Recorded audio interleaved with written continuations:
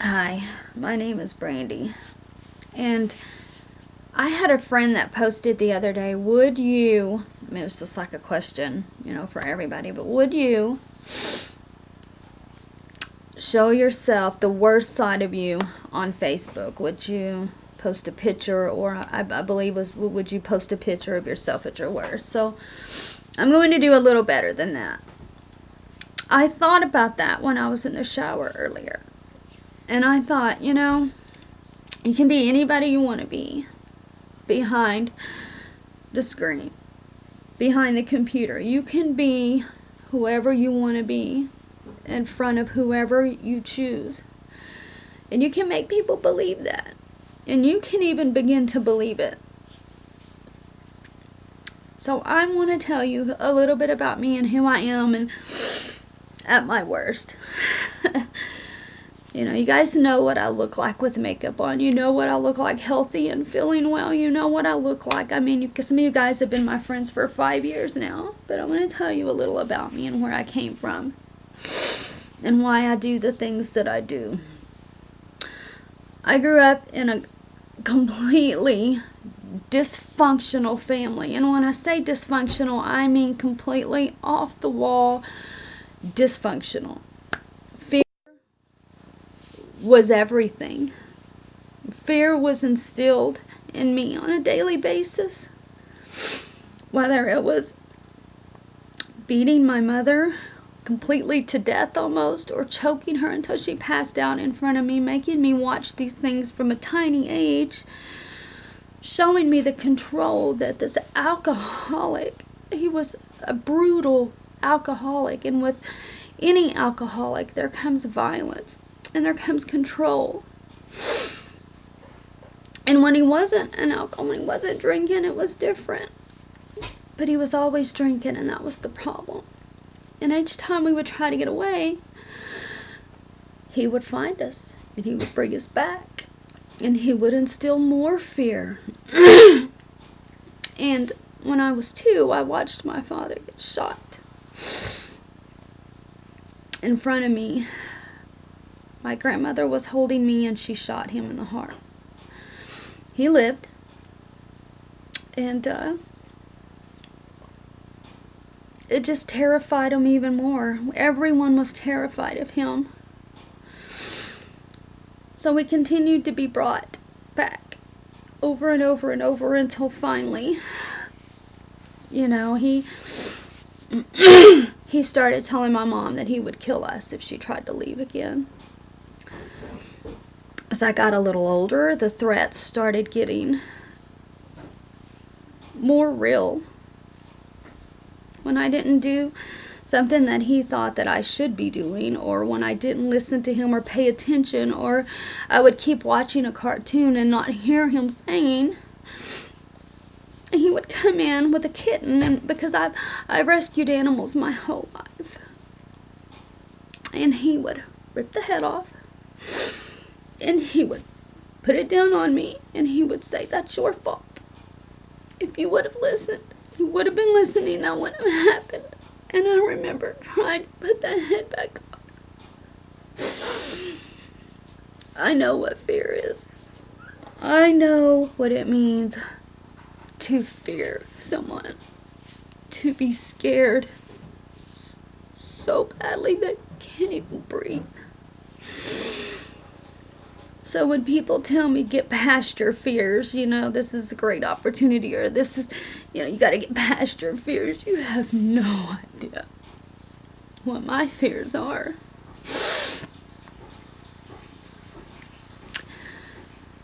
So as I got a little older,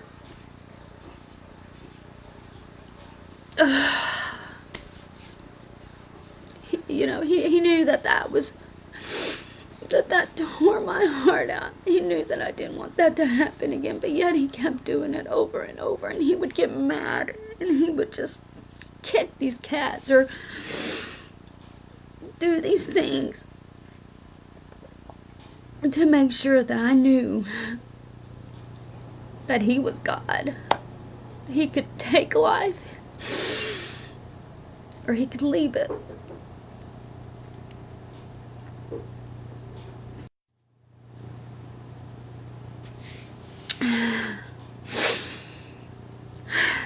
So as I got a little older, things started happening.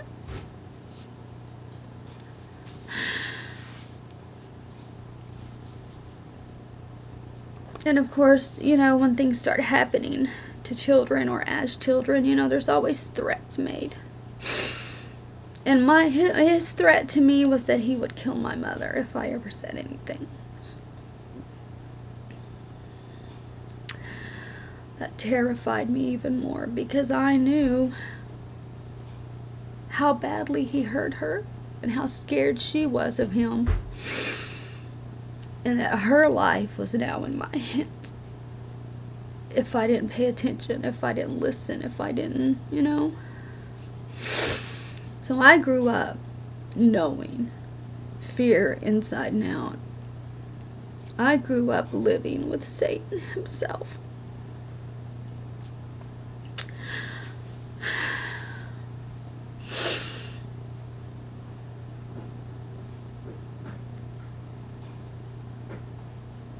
As I got older, I tried to hide these feelings behind alcohol, behind drugs.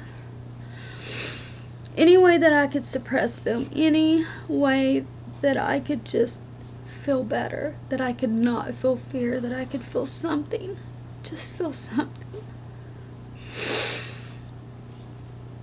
I know what it's like to be in a situation that you can't get out of. I know what it's like to be so scared to leave. I know what it's like to not be able to call the cops because your father has so many contacts. But you just can't. He was a Hell's Angel. He was mixed in with Mafia. He was Mafia. He had so many ties, so deeply, that, as a kid, I didn't understand it then, but people would, everybody was terrified of him. They were so terrified of him. One minute he was okay, and the next minute he would just be pounding them, and no one could beat him. And he made us kids do that. He taught us that we couldn't lose, that we had to fight and fight and fight and fight, and if we lost, we had to get back in there. Right then, we had to get back in there. And if he chose somebody 3 times my size for me to go jump on right then, and I didn't, or if I lost, there was no losing. There was no losing. If I had to pick up a pipe, a brick, whatever was closest, I made sure that I did exactly as he said.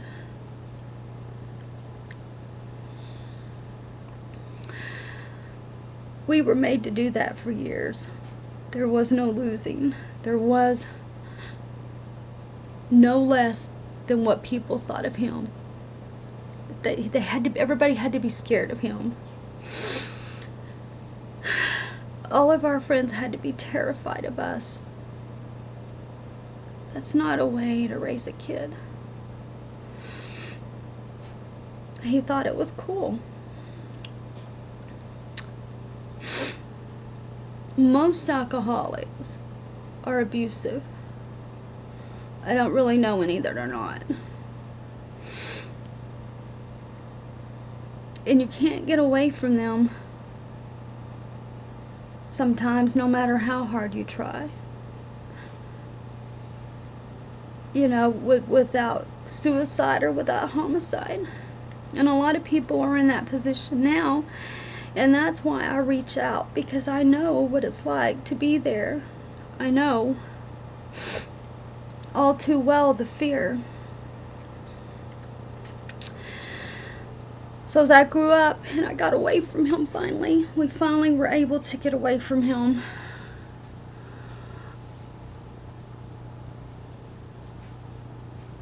I couldn't let anybody close to me. I had to make sure that everybody was terrified.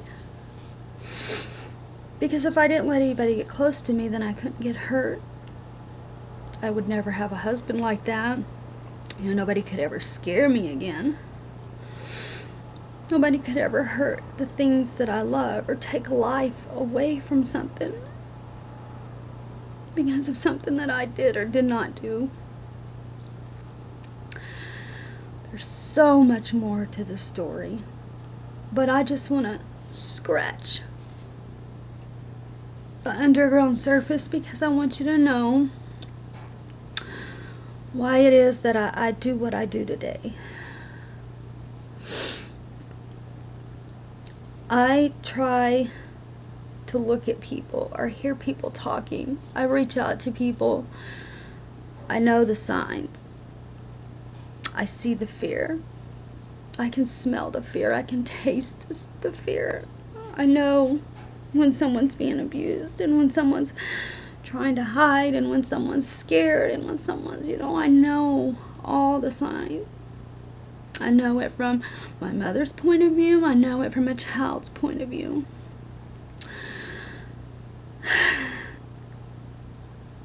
I try and counsel children who have been through the same things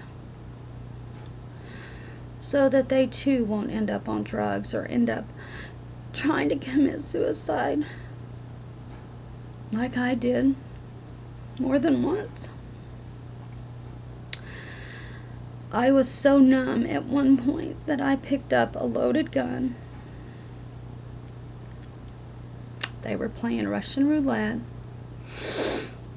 and that I just put it to my head and I pulled the trigger. That same gun, later on, like a few days later, I picked it up and I tried to commit suicide with it, and the bullet didn't go off. I think that God stopped that from happening, just the way He saved my life when I was 9 and I was hit by the car. It's a whole nother story. He's been guarding me and trying to keep me alive and save me from myself for so long now. And the reasons for that is because I have a mission to do. I have work to do yet. And my story is going to help others get through what they've, what they're going through, what they've been through. It's going to show others that they can get through it, that they can do it. It's not easy. And it takes time.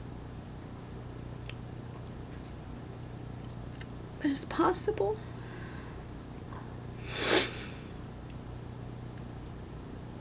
I have been doing some internet marketing for the last year.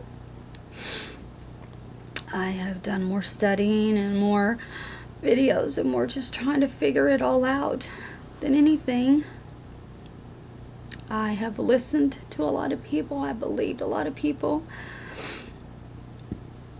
And the reason I did that, that I got into all that, is because someone told me that I would be able to do anything that I wanted to in just 90 days. I would be able to open, a place for abused women and children, and that I could, I could do all these things, that I could have $100,000 a month coming in. I mean, they just took my money and took my money and took my money, and I let them because I believe them, because that's what I do. I try to see the best in people.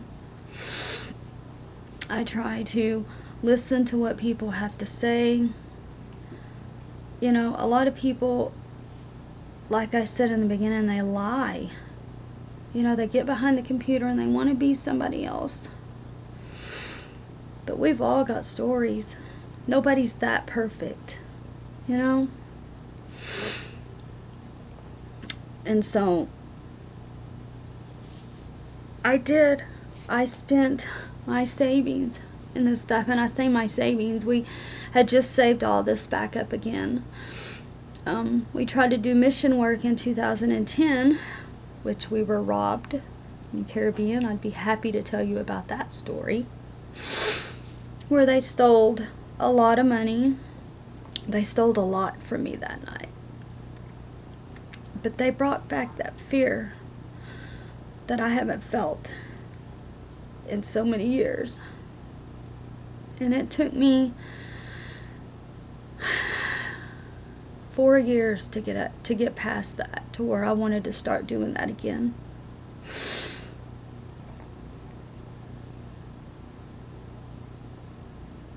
It's hard once you've been through that to try and build your life back up again.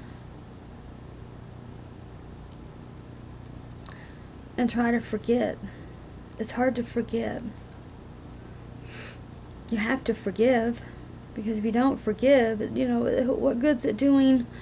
It's not hurting them, it's hurting you. I held a grudge for my dad for 30 years. 30. And I finally let it go. He died a God-fearing man. He died knowing Jesus. He gave his life to God.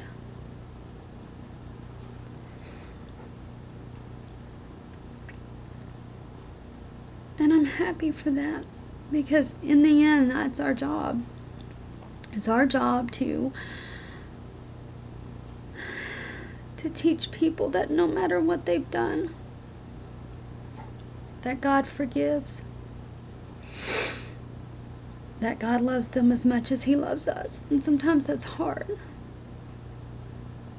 That was hard for me in the beginning. So, I've been rescuing animals now. I've been doing it my whole life. But I put my heart and soul into making sure that every animal I see on the street, I stop. I feed. I try and catch them if I can catch them. I bring them here, I get them spaded, I get them neutered, I get them taken care of, and I try to find them a home.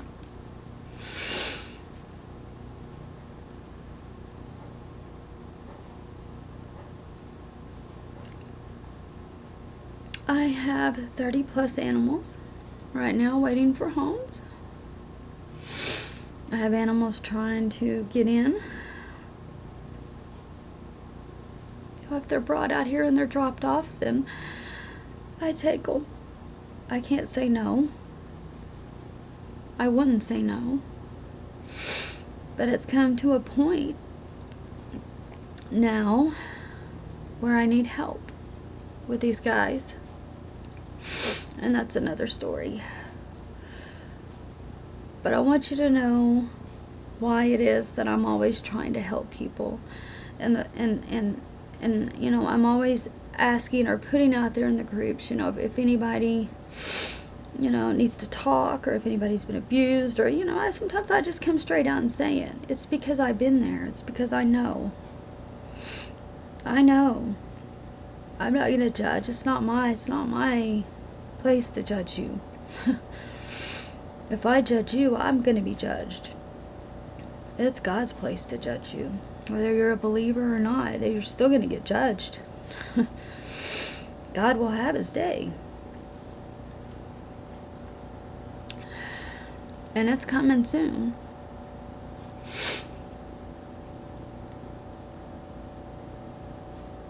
There's so much I could say, so much I want to say, but I just want you guys to know that this is who I am. This is what I've been through, a little bit of what I've been through. This is what makes me want to help and what makes me do the things that I do. So, the next time you say, get past your fear,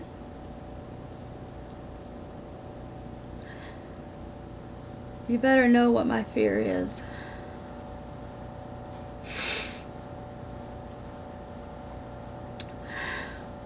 And if you're having problems getting past your fear, then I'm here to help. I don't care what time of the day it is, what time of the night it is. I've talked to people who were suicidal. I've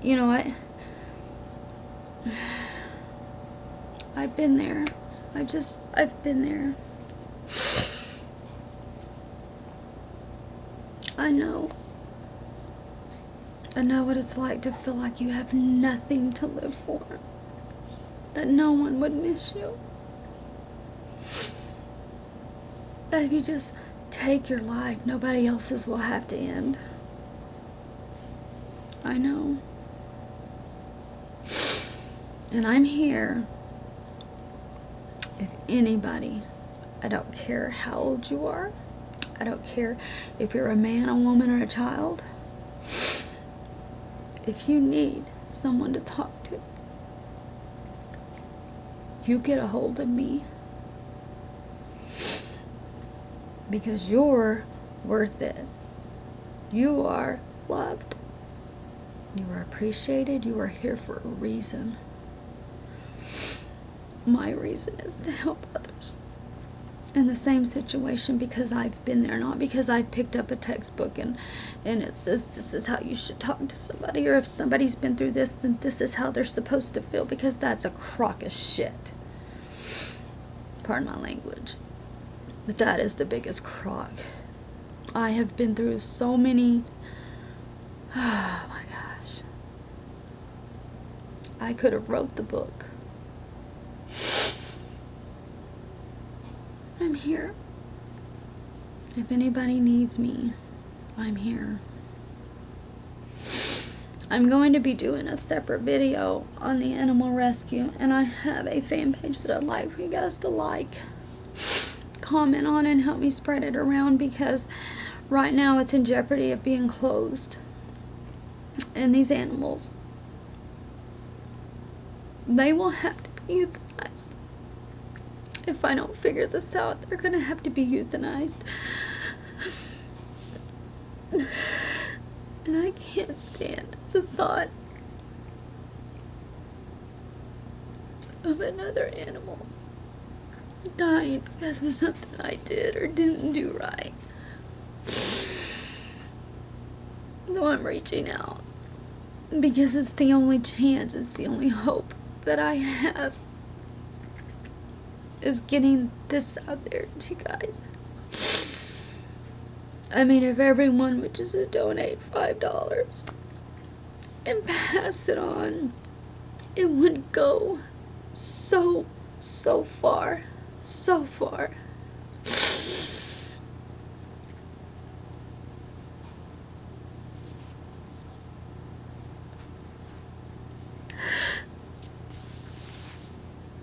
That's for another video. So you've seen me at my worst, now you know who I am, what I'm trying to do. I will explain more about like I said, the animal rescue, and about the animals that are here in my next video. And of course, it will probably look my worst again, because I'm gonna end up crying through that one too, I'm sure.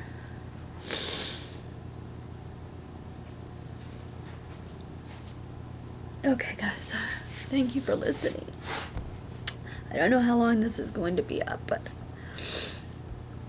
this is me, and you can't be any worse than this. So just be yourself. Be yourself. It's better than being somebody fake any day. I would rather be friends with somebody real who has had some of the problems that I've had, because then they understand, than I would somebody pretending to be perfect any day. Alright, thanks for listening. God bless.